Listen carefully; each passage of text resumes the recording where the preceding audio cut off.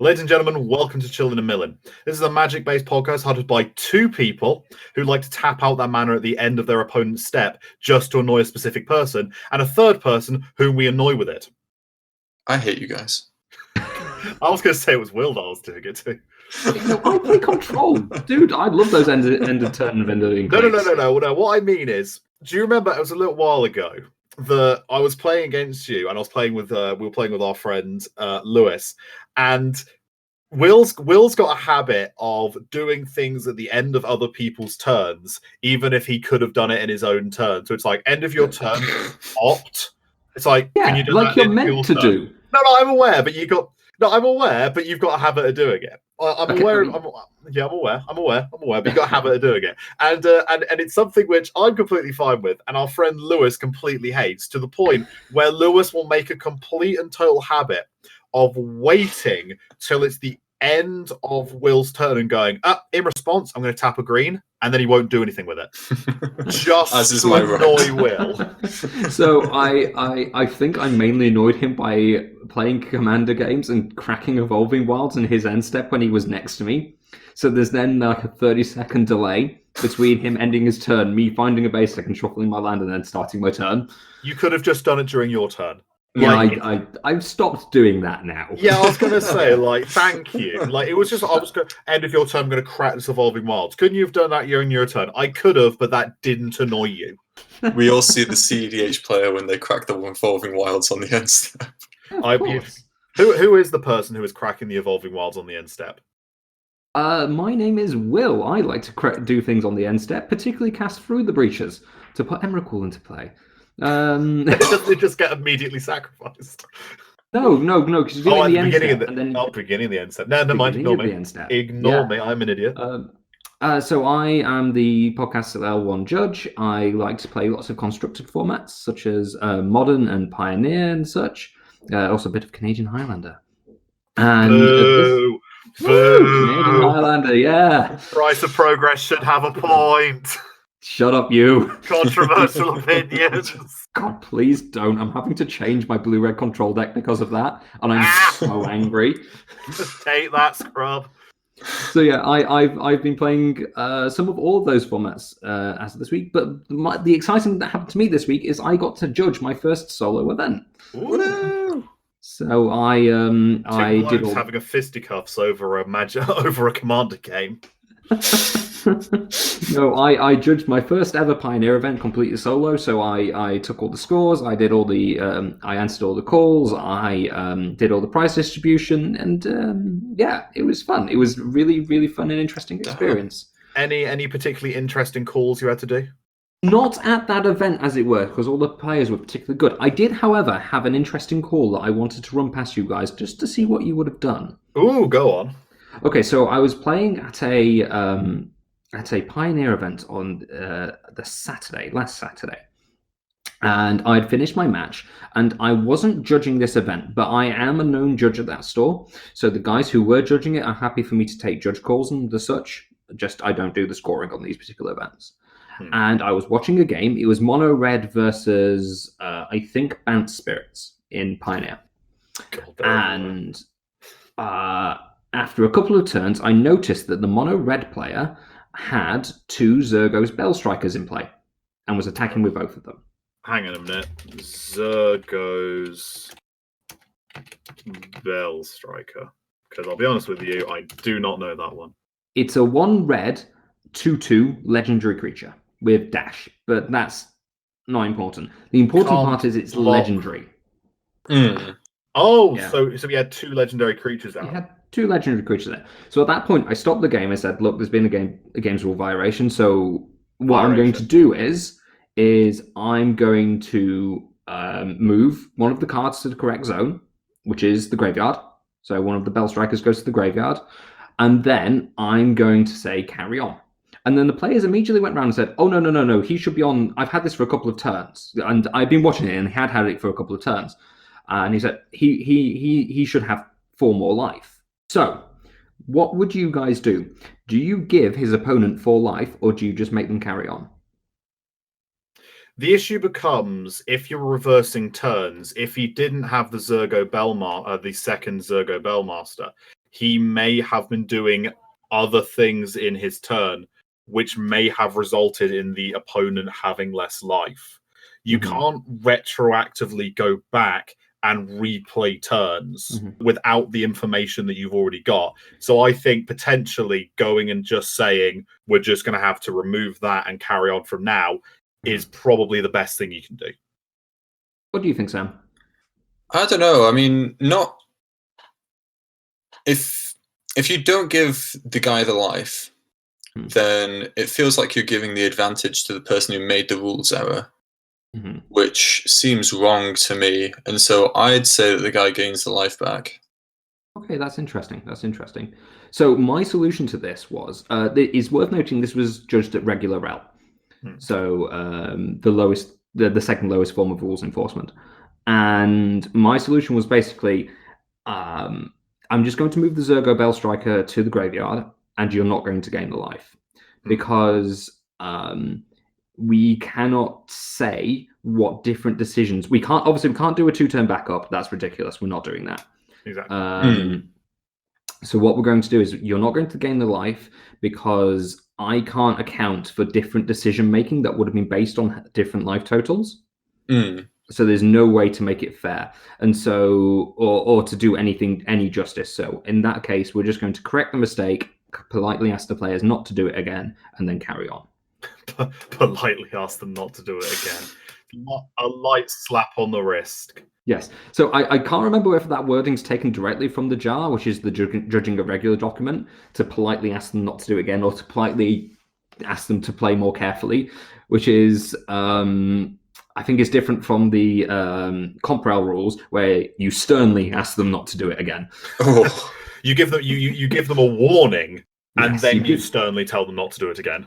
Yeah, so that would have been, I believe, a regular rel. At Comprel, that would have been a games rule violation for the player and a failure to maintain board state for the opponent. So actually, both of them would have got a warning at Comprel. I do rather enjoy that one. One. Anyway, who's our other bloke called? I have no idea. Who is he? So I'm Sam. Oh, you know.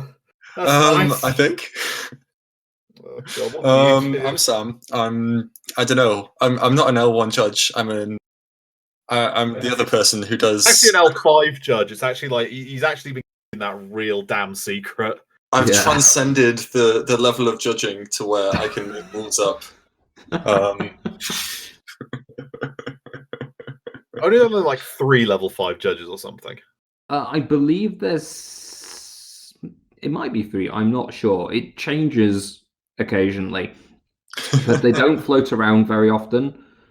I know there's no L4s in the UK. The maximum we have is L3, and L4s have to come in to judge our Pro Tours. Oh my god, they're called Judge Lords.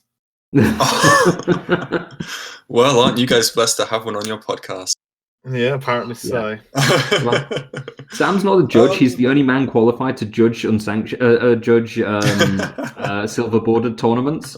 Oh my god, they've actually all got names. So a level 1 judge is called a local judge. Yeah. A level 2 judge is an area judge. A local 3 judge is a regional judge. A local 4 judge is an international judge. And a level 5 judge is a professional judge or a judge lord. Oh. Wow. That's a thing. I quite like that. Yeah, so the names actually like dictate how many stores should be under your supervision. So like a level 1, you normally only cover like 1 store, and then like a level 2 you cover like all the stores in like a little city or something. And then like an L3 you cover like all the ones in like a couple of counties, basically. Wow. I do rather enjoy that concept. Yeah. And I'm Hugh. I'm the podcast, whatever. I'm the podcast. I am the podcast. I am the podcast. I'm this podcast Lord Judge. No. So Hugh, if you are the podcast, does that mean if you were a card, you'd have unlimited bar? Dude, I'm not even want to talk about unsanctioned. I'm a little bit depressed at Unsanctioned, but I'll talk about that at a later day. I was just a bit kind of disappointed with it, I'll be honest. Really? I thought it was a little bit crap. Nah. But then again, I think I'm just kind of, I'm like, I wanted to draft this rather than just kind of, I didn't want to have just it kind pre-made. of yeah, it kind of takes half the fun out of it, I'll be honest. But there we go. Yeah, I get that. Yeah. But anyway. Yeah, I play everything except for Vintage and Legacy. Boo. I don't have £7,000. All right. Yeah. Very fair. Very fair. Yeah, I was watching someone give a breakdown of a vintage deck the other day, and they were just like, if it weren't for these 5 cards, this deck would be worth like 20 grand less. And I'm like, oh god damn it! Is this the Pleasant Kenobi mono white one? No, it was a different one actually. Oh, I found out recently that when you're playing vintage, you just play all the moxes. Like it doesn't matter. No. It doesn't matter what colors you're in. You just play all the moxes because they're just good. It just reads 0 tap for a colorless. It's fine. Yeah. A 0 mana rock that taps a colorless essentially is just brilliant. Yeah, it's a strange one. Anyway, shall we get on with it? Shall we start doing actual stuff as opposed to talking about random judge lords? Shall we? Yeah. So as was mentioned in last week's podcast, we got that. As we screamed in the last 5 seconds. Yeah. As we totally legit forgot to mention what we didn't forget. No, you forgot. Pioneer is coming to Arena. God, that's going to take frigging forever. Yeah, after they really 100% convinced us that Pioneer was definitely not coming to Arena. No, you're the idiot. I think the reason they did that is because they were like, no, you're going to play Historic on Arena, and then politely remembered that absolutely no one is playing Historic. Because who cares? So they programmed all these cards, and then they were like, oh, well, now we need something to do with all these cards that we just Well, they didn't even program. They literally they were already in there, and they were like, "Well, what are we going to do with, what are we going to do with all of these cards that we've already got? Because no one is playing them in the other formats, so we might as well just stick Pioneer in there." Which does then beg the question: what are they going to do with the extra historic cards they added in there, like Fauna Shaman and stuff like that? Historic's not going away, so the 3 people that care about it are still going to play it. It's just that adding Pioneer, right? So I think the key difference about it is like Pioneer is just going to be all the cards from all the sets they're going to release into Standard, right? Yeah. And then Historic's going to be that going from, is it Kaladesh going forward? It's Kaladesh and Ixalan, yeah. It's basically, they were the first sets. It were the first sets. It is the first sets they put on forward. Yeah. So that's going to be like Kaladesh forward with the curated cards that they're putting into it, and they've actually just announced a bunch more curated cards. If they're not careful, they're just going to make another Pioneer. Like, I think the problem is, if you've got Pioneer and you've got Standard, Historic's just that weird middle child that people just aren't going to play. Because it's just not going to happen. Like, unless you put in enough curated cards to make an entirely different format, people just aren't going to bother. So they're not messing about with the curated cards. So, like, one of the big ones that I'm going to talk extensively about later is Thalia, Guardian of Thraben. They're putting in power to this, and they're also they're going really far back. So they're putting Ancestral Mask from Mercadian Masks as well in this new latest update. So I think Historic's going to become this. They all cost money. Yeah. Hey, you want to play with these? You want to play with these cards in this format? No playing. Give us a tenner. But we can talk about wonky business decisions. I don't like the idea of a format that's very, very difficult to play in paper. I think one of the strengths of Arena has been getting people into paper Magic. I think Arena is its own thing, but I think it's very hard to deny that Arena hasn't got people into paper Magic. If you play Arena enough, eventually you're going to want to take this to actually play with someone facing you rather than a computer screen. Yeah, fundamentally, what's good about Magic is it's a very social game, even when it's only one-on-one. And Arena has this issue of Arena's very fun, it's very flashy, I might as well be playing, some kind of Chinese or American bot every single time I turn up to the game. Yeah, precisely. And the fact that you can't speak to people properly like you can on Magic Online really does affect this. So, to get that full social aspect, I think it is pushing people towards paper Magic, which is nice. But I worry that historic, if people go start playing Standard, find that Standard's awful because Standard is, I don't like Standard. Standard's pretty good right now. I'll be honest. I'll talk about that later. Yeah. But if they then start playing Historic and they go, oh, sick, I'm going to build this Historic deck and take it down to F and M. At which point they're like, hey, no one's going to play it, and it's spend a significantly large amount of money on it because at the end of the day, it's going to be including some cards that are quite expensive. Thalia is a good £8 each. Yeah. Which, if you want to play Simic Aggro in Standard, like I'm currently doing on Arena, that's going to set you back, about 400, 500 quid. But, that's only because you're playing a playset of Oko and a playset of Hydrocrasis and stuff like that. Yeah. And it's and a playset of Thalia and stuff like that. Yeah. I don't think it's going to matter what cards they put into Historic. I think if Pioneer moves to Arena, I think Historic is as good as dead. And I think they kind of know that. Yeah, it's the same as Brawl. It's just not going to happen. But I'm excited to see Pioneer on Magic Arena, even if nothing else that I can properly brew again. Because that's that. To me, that is the major strength of Magic Arena is the ability to actually rather easily brew. Yeah, well, I've made some real weird jank on Magic Arena. I've made a deck on Magic Arena that requires me 5 minutes to combo off using. By playing what's the one that's basically Birthing Pod on a stick? Oh, Vanathar. Yeah, basically it's Vanathar, but you can use Vanathar combo off. You can use the sacrifice creatures and then go and get Grey Merchant or Asphodel and shoot them for 20 life. I know this. Yes, You basically play pod chains, right? You play the 2 mana and the 3 mana and the 4 mana untappers. Well, 2 mana and 3 mana untappers. You get to 4 mana, but then you play. The whole idea is you go into the 4 mana one that whenever a creature dies, you get a 1/1 version of it, which then also creates untapping. So you can sack the untappers to then get untappers. It's a thing.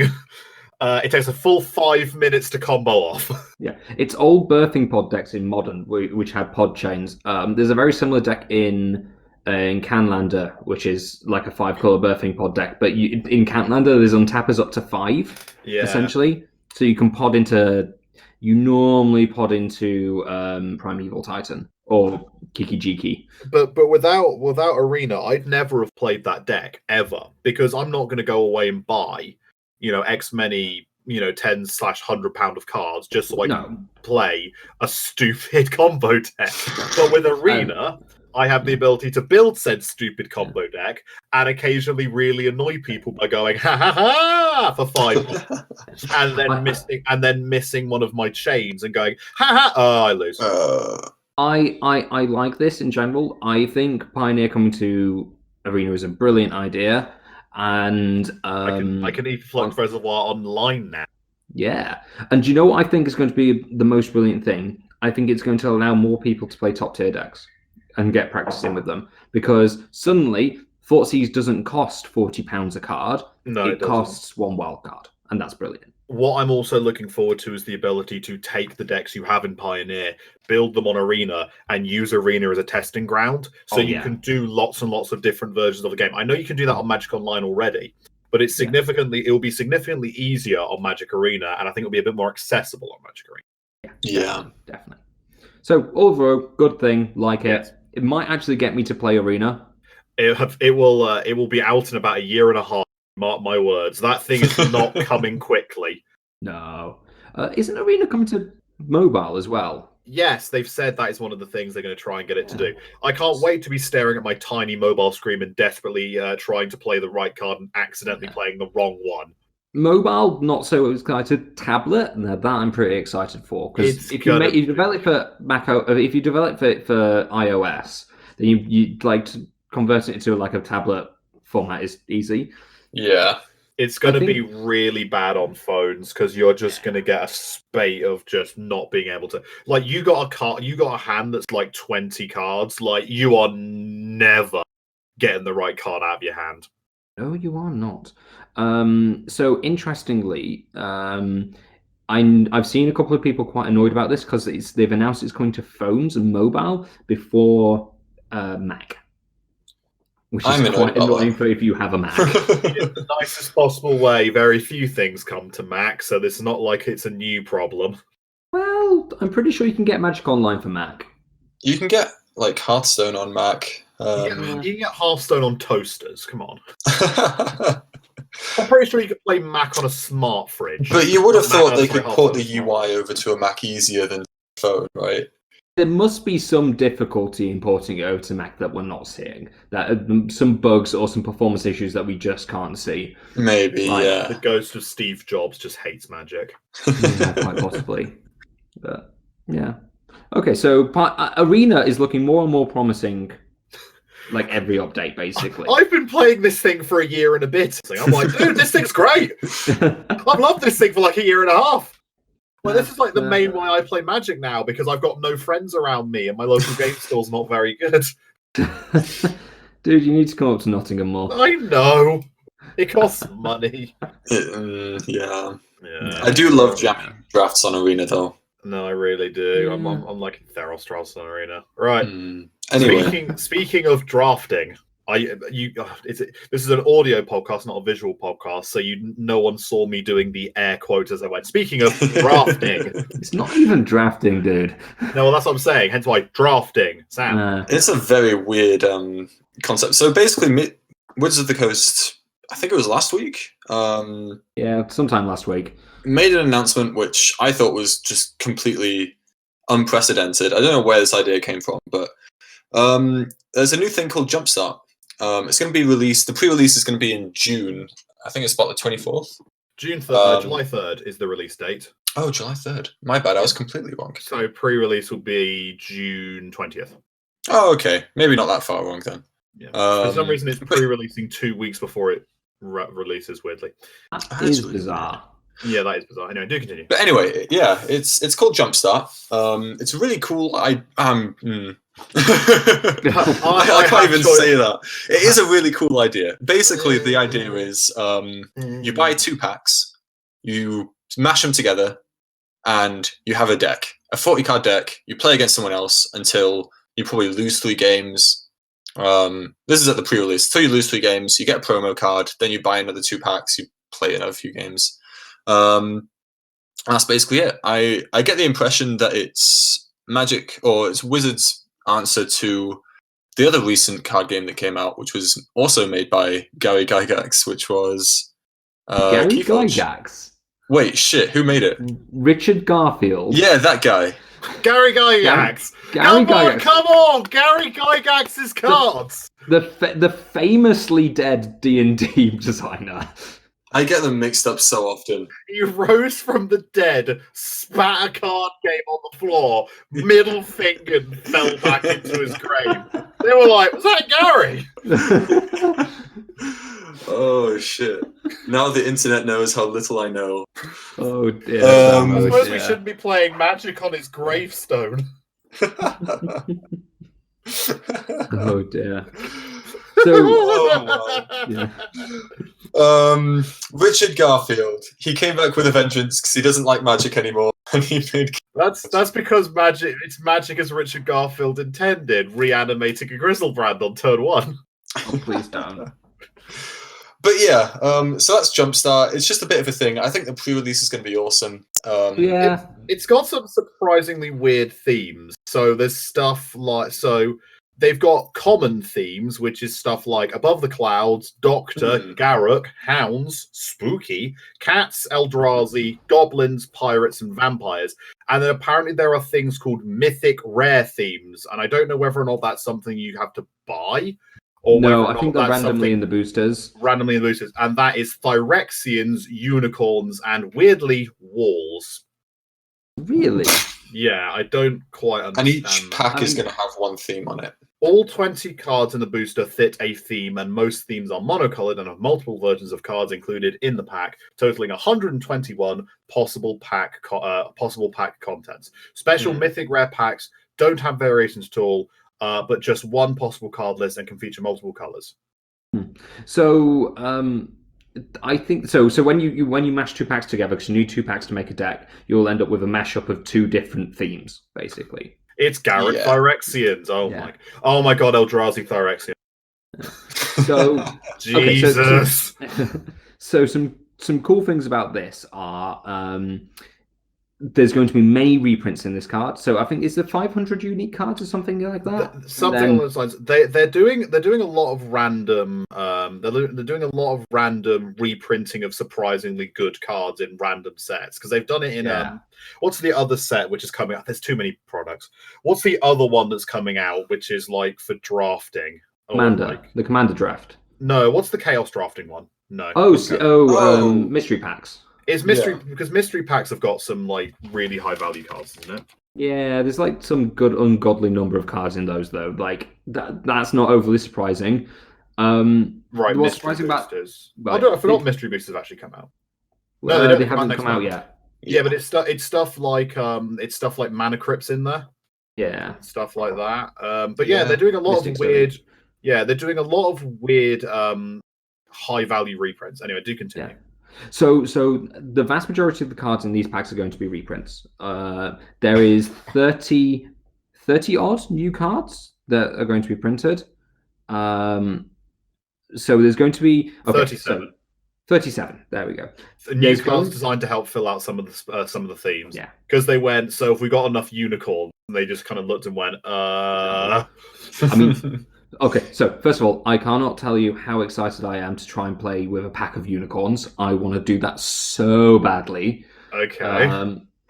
And so these 37 new cards are not going to be legal in Standard, Pioneer, or Modern, as you'd expect, but they will be. But they will be legal in True Eternal formats. So those being Commander, Legacy, and Vintage. Whether they make a splash or not. Probably not would be my guess. I mean, who knows? It's Legacy. Weird cards have managed to break their way into Legacy and in Vintage, like without us kind of even realizing it. So my bet is that I think these Jumpstart packs are going to be aimed towards new players, right? It's the idea that you can just go up, buy 2 packs, shuffle them together, and start playing. You've got a deck, and they're quite, and it doesn't require you to go back and buy cards from previous sets. Because if you happen to pull Eldrazi or you happen to pull Phyrexians, those are some cards from sets that are like, oh, these are fun and interesting. And I don't have to go and spend 50 quid on some boosters. Or I don't have to go into the third-party market and spend 10 quid for each of them. So I wouldn't hold my breath for any like proper big format staples being reprinted. This is me being cynical, by the way. Force of Will, Jace the Mind Sculptor, Mana Crypt. All the good stuff. Come on, come all. Gary Gygax has got you covered. Gary Gygax one-stop shop for all the Magic card needs. You want to play Legacy? I got you covered, man. Magic is Gary Gygax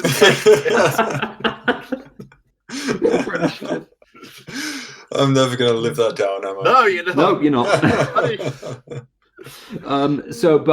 But clearly they're intending to reprint like stuff like Planeswalkers in here, because there is like the Garruk packs. He's the only Planeswalker, and the entire pack is just nothing but every single Garruk and then a load of new Garruks they've made. Which weirdly would actually kind of work, because most of the Garruks make beasts. So you could just print an entire pack of 20 Garruks, and it's just like this Garruk, this Garruk, this Garruk, this Garruk, this Garruk. Repeatedly just keep on using their pluses and minuses to make creatures, and boom, you got a Garruk pack. Also worth noting, because you don't have to add basic lands to these packs, they have basic land in them. I wouldn't be surprised if they were skewed very heavily towards basic land. So I would guess each pack is going to have about 8 basic land in it. They're probably also going to be majoritively monocolored. I think they've already kind of said that. Yeah. I'd even go with 9 basics. 9 basics. 20 cards per pack. So these will actually have less cards in them, playable Magic cards in them, than a normal draft booster pack. Yeah. Oh, I think it's not really designed to be. No, it's not. It's really. I jokingly refer to it as being drafting, but it is just, hey, here's 2 packs, go nuts. And I don't know whether or not you get to pick the packs you draft, or whether or not you're just going to get handed a bunch of random packs. You open it up and be like, oh, I've happened to got unicorns. I don't think they're marked. So which might be the reason why you can get special mythic packs, so that people are just like randomly like, oh, I have. My best guess is they're not going to be marked, and you just like get them, shuffle them together, and say go. Dude, imagine if you pulled walls, and you just could never attack. They must have Arcades in that pack, right? Somewhere. No, that would make it 3 times the problem. Yeah, beaten dot deck. Yeah. Our friend James, who played Defenders, but he also had the common courtesy to understand how to make them attack. There's nothing quite like being hit by a 13/13 tree. Dude, that was funny.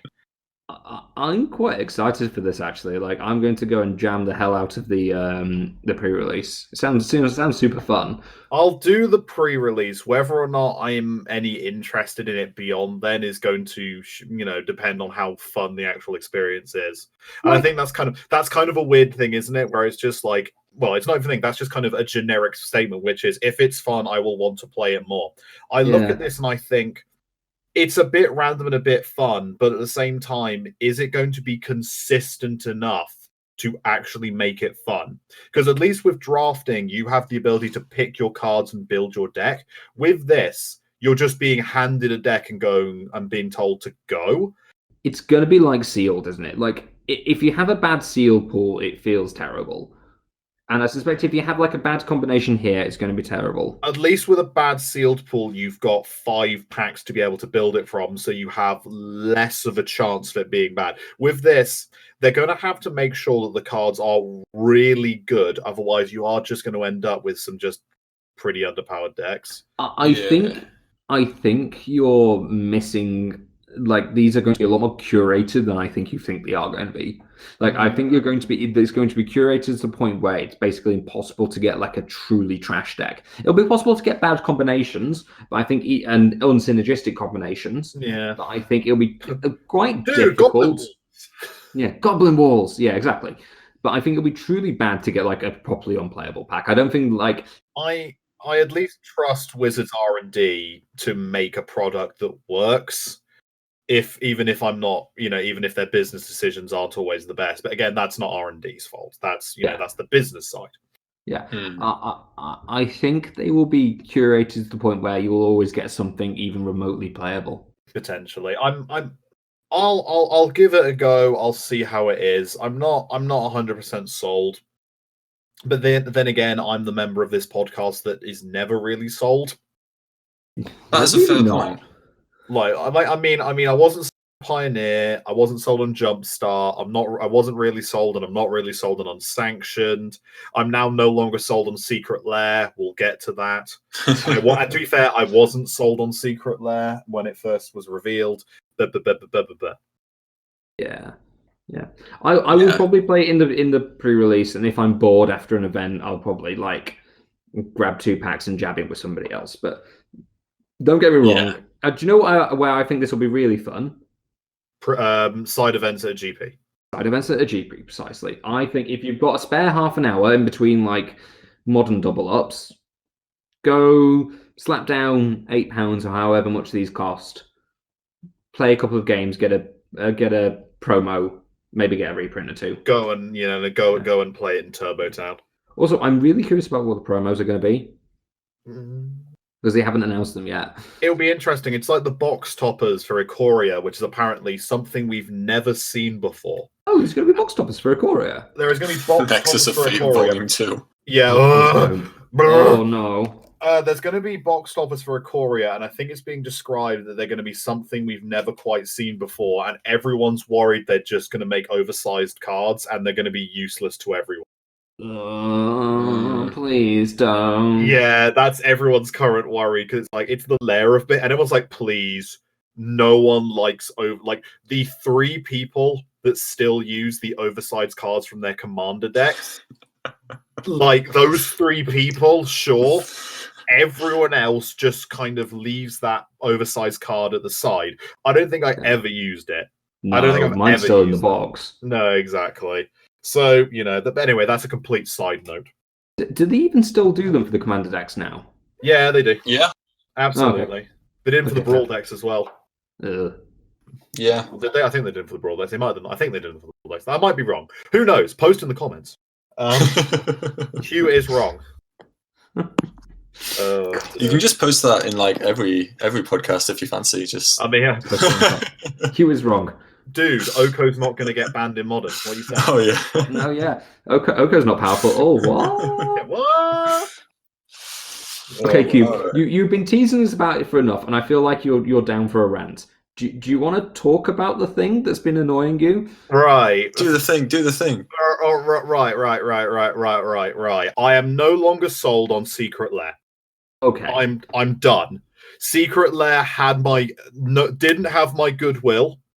I bought a little bit of it, and I was kind of like, okay, I like this. This is kind of cool. And then it proceeded to slap the tiniest bit of goodwill that was coming out of the floor and slap it back down to the bottom of the apartment building. Like, right. Secret Lair started with some vaguely interesting choices that were like something for everyone, but I was worried that they were making Magic into a premium product that only certain people could enjoy and like. I bought some Secret Lair. I bought Kaleidoscope Killers. I liked just Kaleidoscope Killers. I'm also annoyed that I had to spend an extra 20 odd pounds in taxes. Bullshit. That was really irritating to me. And that was where one of that bits of goodwill started to break down. What I then don't like is the fact that Secret Lair has just persisted constantly. Once every few weeks, it's like, by the way, new Secret Lair, meh, and they're all a little bit shit. Okay. So what he's referring to here is the fact that since Christmas there has been 3 Secret Lair drops.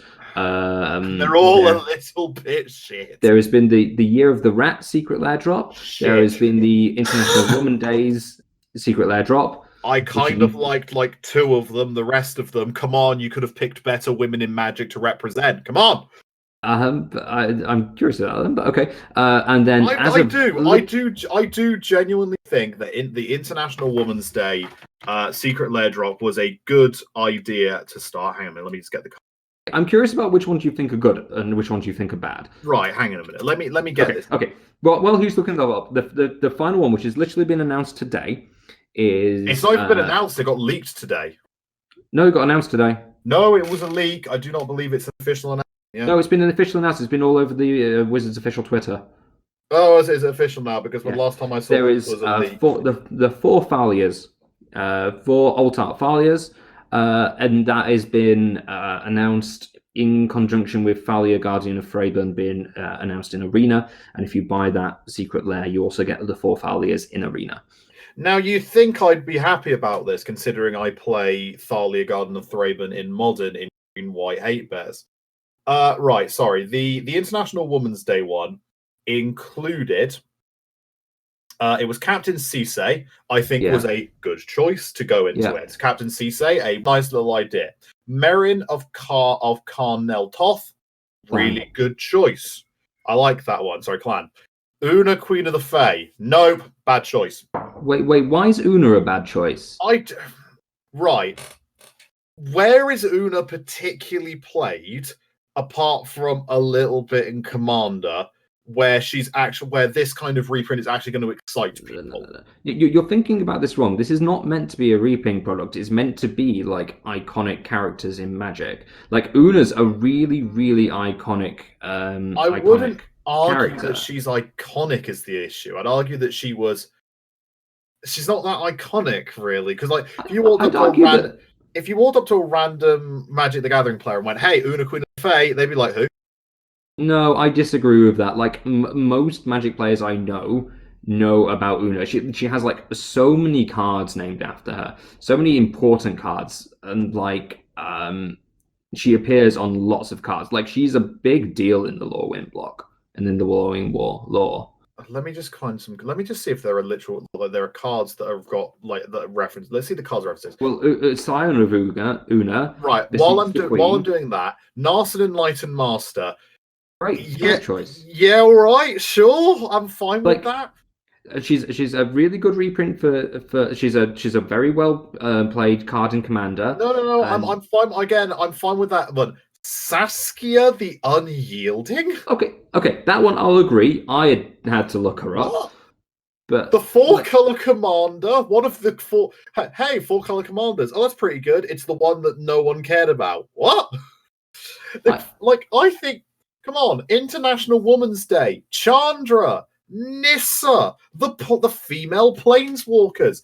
There's so many better choices for some of those. That was what I was thinking. Where are the game watching? Like literally, I don't get this. There are so many just weird ones, right? Okay, so I'm actually quite happy it's not like the big names in Magic, and the reason why is because like the big names have had so much publicity. It's nice to highlight the still really good characters. And really quite iconic characters who haven't had as many reprintings. But I thought you said the whole idea was that it was supposed to be honoring the most the kind of like the iconic women of Magic, where the most iconic women of Magic are the Planeswalkers. Like, yes, they have got so many cards everywhere, but like, surely if you're gonna go hard, you got to include Chandra and Nissa. They are iconic beyond recognition. I mean, Chandra is literally the current face of Magic for the Netflix Magic TV series. Oh yeah, she is, isn't she? It's the equivalent of deciding to print the best of blue and not including Jace. I just don't understand this as a concept. There's so many better choices. Yes, I agree with you. It's nice to get some recognition from for other cards, but when you're literally printing something to be like the iconic women of Magic, picking Saskia the Unyielding and Una Queen of the Fae. No, bad choices. Also, Saskia the Unyielding is not a particularly good artwork. I'm saying that now. Okay, that's fair. Saskia the Unyielding, I kind of agree with you. I'm very indifferent. The other 4, though, I think are very, very iconic characters in their own right. You're right. It's a bit weird that they didn't do like the proper the faces of Magic, but I'm still very happy with those 4. I think they're all very iconic women. I would like to point out. I'm 100% for the depiction of the depiction of strong iconic women in Magic in this set. I just think that they've chosen some bad choices. But this kind of, to be fair, this kind of unfortunately speaks a little bit to the actual issue that I'm having with Secret Lair. If I may get back onto that, sorry. Okay, yeah. Which is Secret Lair is kind of being used now as just an excuse to print value products for value people without any kind of real reason behind them. It's just kind of International Women's Day, Year of the Rat, Thalia's. Why? Because we're printing it in Arena. And I'm just, okay. I feel like it's suddenly just too much. Like Secret Lair felt special because it was out of nowhere. It had its problems, but it came out of nowhere. It was this very special, ooh, you get to buy these cards, and it's amazing, ooh. And I kind of would be okay if that was like a once-a-year thing. Magic scuttled up and went, it's this year's Secret Lair, and they kind of appeared them. Having these suddenly turn up once every like 3 to 4 weeks and just being like, Secret Lair. I'm just kind of like, well, that's completely lost its shine, and they're kind of all a little bit kind of in what they're doing. I just don't like it anymore. Okay, so here's my argument. Yeah? Have the other cards gone anywhere else? What do you mean? Like if they're releasing the 4 Thalias, is it going to affect the price of normal Thalia?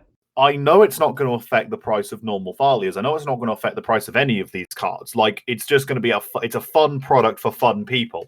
But the problem is that it's kind of right. Year of the Rat. Who was that product for? I mean, I seriously considered getting it because I love the artwork and I play some of those cards. But it's like, they're just such a. It was such a strange. It felt like an excuse. If you don't want it, you're not obliged to get it. But that is the argument for literally. That's the argument for literally. But that's not true. Like if they started releasing like key standard cards just as Secret Lairs, then you'd actually have a problem, right? Because you're basically forced to buy it to stay meta. These are all reprints with the vast majority of the time with really cool new art that you're not obliged to get at all. Again, I don't like the argument of you don't have to buy it, because it's right. It's like the problems they had with the collector's editions of Ravnica, where it was like, this is hyper expensive. It's got some very, very special cards in it. It's like, well, why is it hyper expensive? Why is it only available in America? And you could just use the argument, we don't have to buy it.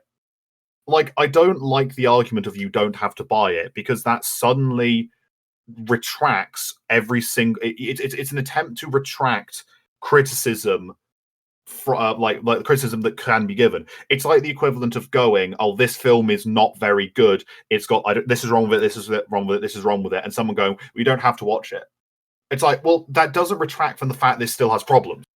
Okay, but in this case, right? If lots of people decide this is not worth it, and which you are saying it's not, and I'm not saying you're wrong, then people will stop buying it, right? And then Wizards will stop making it. Right, it's a very cheap product for a very high price. I'd like to remember this stuff is costing anywhere between $30 to $40 for them to ship. Yeah, I will give them for the International Women's Day. This is $25 of this is being per unit sold, is being donated / benefited to the World Association of Girl Guides and Girl Scouts. Really good idea. Yeah, but that's a great idea. But at the same time, this is $50. Like $50, and they're printing 5 cards. That, like, it doesn't matter how many people buy this, because my God, 10 people buy this, they've just made $500.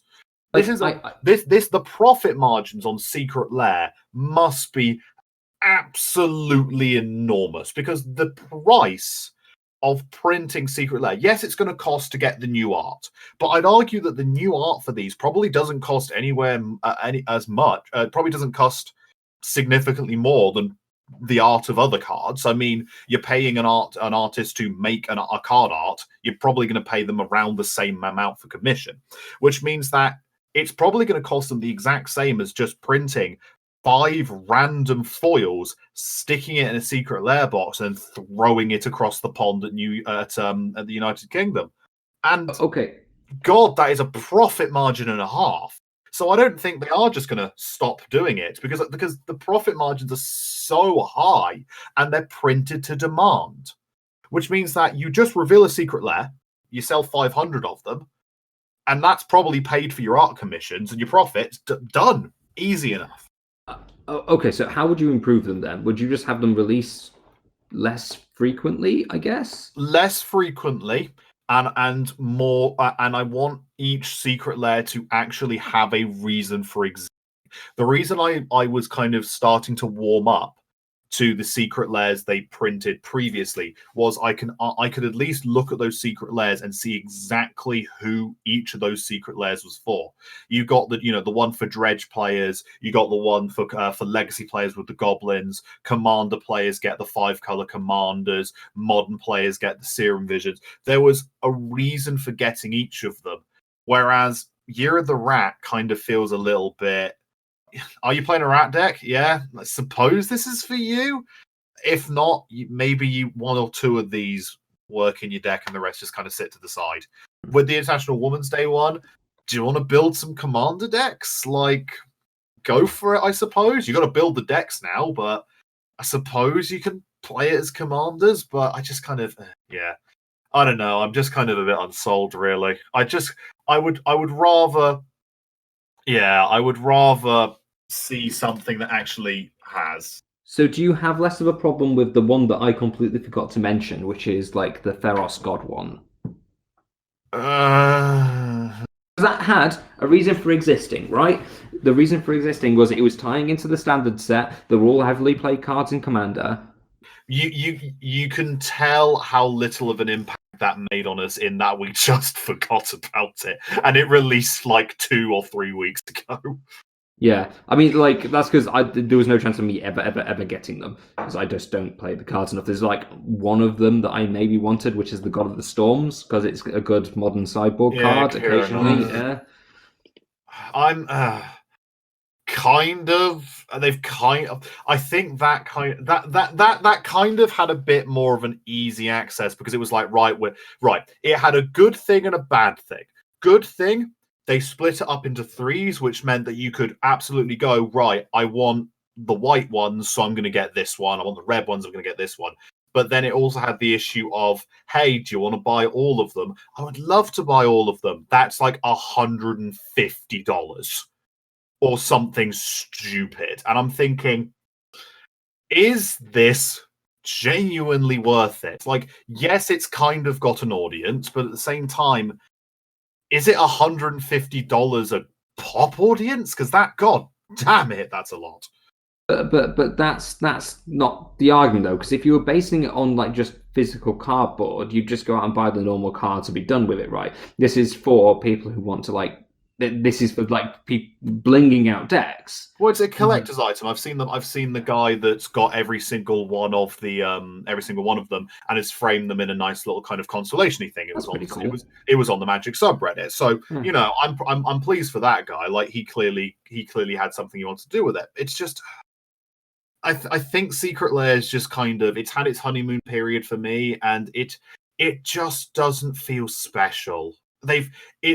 It's death by overexposure. It's just turning up every few weeks. It's just new Secret Lair, and I'm just kind of done with it. Yeah. I mean, that's what I was going to say feels like the most compelling argument, is that they've done it. Like, it was special when it happened at Christmas, right? But now it feels like it's becoming a regular thing, which feels like it's cheapening the whole experience kind of thing. It's not like every time a new set releases, we get one Secret Lair for. It's every month we're getting a new Secret Lair, and the whole idea of Secret Lair was that it was supposed to be a new exciting product, and it was a new exciting product. It had its issues, but it was a new exciting product, and then it just kind of became a boring, okay, this is happening now product. Yeah, it's just a thing you have to do. It's every so often they just go, by the way, this, and for the vast majority of them, you're just going to look, shake your shoulders at, and walk away. And the issue is when the vast majority of your products people are going to look at, shake their shoulders at, and walk away, and it's going to be every 3 or 4 months they're actually going to get one special. People are going to get tired. People are going to get tired of it. I don't want to sound cynical, but if you released it once every 3 months, like even if the ones they're currently releasing, if they just waited for all of them and released them all in one point together, that would kind of start to solve the issue a little bit, because it would still feel a little bit special. It would still be the next batch of Secret Lair, but because they're just releasing individual ones just kind of every month, it feels a little cheap. It feels cheapened. The experience is gone. It would be the equivalent of getting an unset every month. It would just kind of eventually stop feeling special. I agree with you. I would prefer them to like come in bunches of 3 every 4 or 5 months or something, or have it be something that happens every half a year. Personally, all of the ones they've released, I've looked and gone, oh, that's cool, and I can see who would want those. So I disagree with you on like the quality of them, but I agree with you. Product fatigue is a real thing. I kind of have it at the moment, just with the sheer amount of stuff. Like when we started this podcast, I think we originally intended it to be a bit more like talky, chatty about our experience of Magic and stuff. I pitched it to you two as Magic ever-flowing, evolving beast, and we just kind of chat about it. Yeah, and it feels sometimes like we are trying to catch up.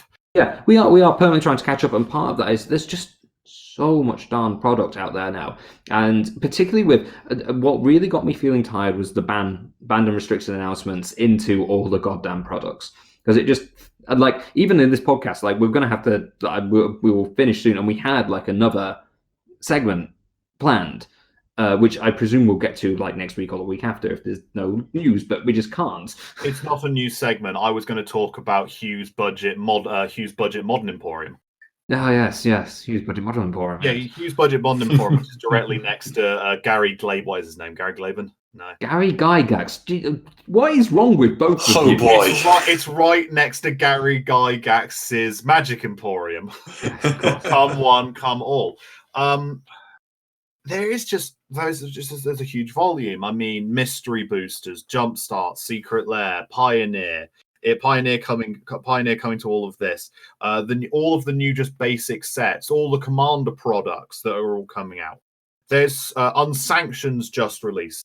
There's so much stuff, and I like that I get the ability to pick and choose and play with lots of different Magic cards. I don't like having all of these products thrown in my general direction because I can't keep up at all. I just can't. I can't keep up either. Like I'm trying to keep on top of figuring out what I want to play for Canlander and Pioneer and Modern, and there's still cards on my list that I need to try out from like Throne of Eldraine. Not to mention all of this stuff that's going down. Like it's so hard to keep up. Wizards have absolutely cordoned onto the idea of it's called FOMO, fear of missing out. If they produce enough Magic products, people are going to want to look and have every Magic product. Because if they miss one, and that turns out to be the good one, they're going to feel upset that they missed it. So you shove a new product at them every month, and people are just going to keep on doing it. But it has the alternate effect that people don't get to sit with the product for very long. Like the fact there's a reason why 3 months, I think, is a really good time period between releasing sets. Because 3 months gives you enough time to play with the different cards, enjoy them in standard and the different formats, and then eventually at the end of the entire thing, be happy that you've experienced them before a new injection of cards gets put in. When that's happening every month, you're just going to get you're just going to start thinking, what am I going to do here? I mean, when Ikoria comes out, it's in 2 months. Ikoria comes out. I'd like to point out. Really that soon? It's like 2 months' time. Ikoria is coming out. Ikoria comes out on April 24th. It comes out in less than 2 months, and it's just when Ikoria comes out, like I'm looking forward to Ikoria because I look forward to all the new Magic sets. But between then, we're going to have the Challenger decks, International, and this Secret World International Secret drop for International Women's Day. We've had Unsanctioned, the Theros Stargazing, the Year of the Rat. All of that has come in between Theros Beyond Death and Ikoria. That is 1, 2, 3, 4, 5. 5 products in the space of 3 months. That is too much. Ikoria is releasing a load of Commander decks. Yeah. And then it's going to be called, and I no doubt there'll be some Secret Lairs shoved in the middle there. No doubt we're going to get something else at that point. I mean, when is Fresh Start coming out? Sorry, when did we say Fresh releasing? Pre-release was it June 20th? Yeah. And then July 3rd is close to when it Core drops. 2021. Not Fresh Start, sorry. Jumpstart. I called it Jumpstart. I do Fresh Start. I do apologize. I'm getting it really confused because Jumpstart's also a keyword. Yeah, that's coming out after the Core 2021 pre-release, but then we get Jumpstart. So we're getting that. Then we get Zendikar Rising, and then the Zendikar Rising Commander decks, and then Commander Collection Green. And then Commander Legends, and it's like, and then the Commander Legends Commander. It's like, oh my god, there's so much stuff, and I like it. I like the idea of a lot of them. I just don't want all at once. I mean, yeah, it seems like Wizards are trying to diversify their product to be welcoming to everybody.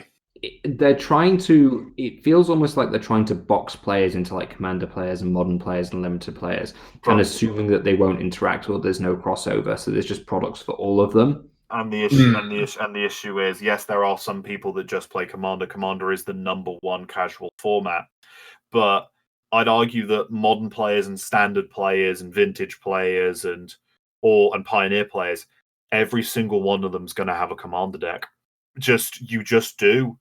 Like, that is just the deck you play with your friends when you're doing something else. So by just going, this is for Commander players, you're basically saying this is for everyone. And for saying this is for modern players, you're taking a nice section of the Commander player base anyway. What do you say? So maybe the issue we have with the Secret Lair set, if we're just going to go back to that for a second, maybe the issue is that when we kind of call us, maybe it's an issue of like identity. If we're going to get deep and philosophical about it, because we all like to consider ourselves as Magic the Gathering players. Yeah. We keep up with the latest updates and we all play the game. So when Wizards makes a product that excludes us from the Magic the Gathering kind of process, I guess, it feels like there's a certain inner circle of Magic the Gathering players who get, the special treatment from Wizards of the Coast. You guys get this special product that's granted more expensive, and if they want to make expensive products, that's fine, but it sort of alienates the people who don't want those products from the whole experience. It's FOMO. It's FOMO. It's fear of missing out.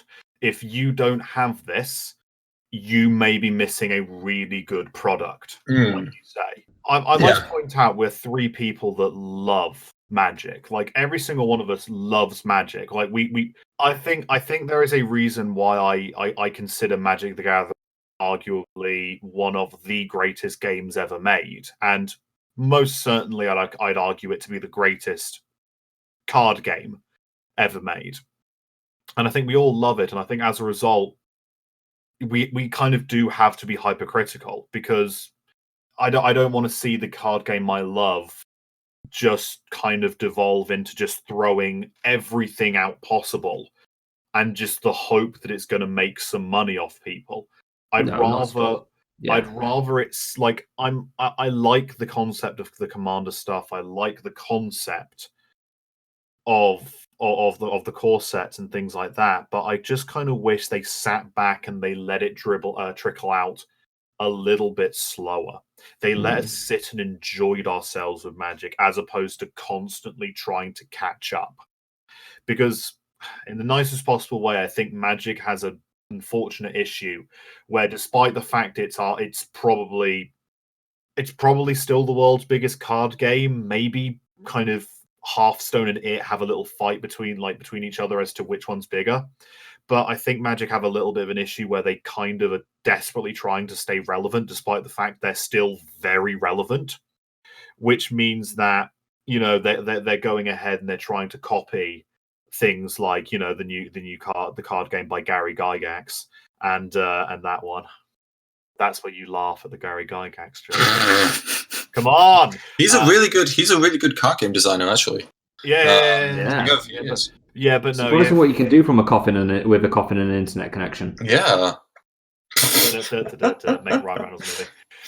Sorry, everyone. That was a buried joke. But no, it's like they're trying to deal with that. They're trying to catch up with Hearthstone. It feels like they're constantly trying to catch up with the other newer card games, despite the fact that I'd argue that Magic could quite happily carry on the way that it's going, occasionally inject something a little bit new, and people will still be very happy with it. Like, people complain when Magic is bad, not when Magic is Magic. I don't think we can ever say that with any certainty, because we don't have access to the number of players. Good point. We're not Gary Gygax. We're not Gary Gygax. We're not Gary Gygax. We can confirm we're not Gary Gygax. I think you make a good point, and I think all of us ultimately want Magic to succeed, and we want fun products that people can play with. But yeah, I see where you're coming from. Yeah. We need to end on a much.